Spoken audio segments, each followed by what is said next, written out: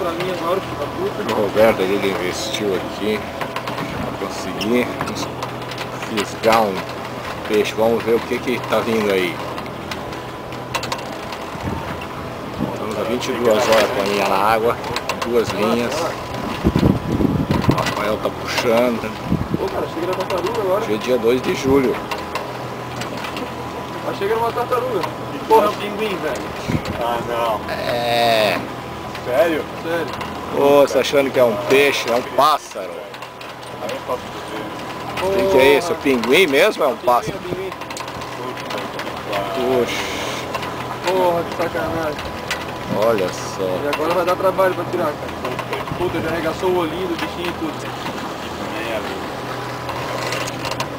Ah, o que que você tá fazendo por aqui, seu pinguim? Porra, pinguim.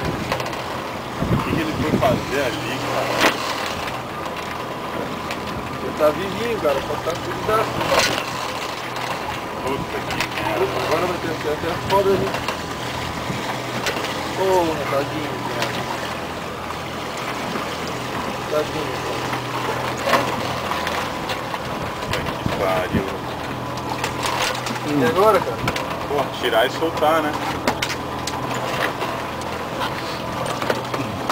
Bota ele pra dentro, bota ele pra Tá, dentro. peraí.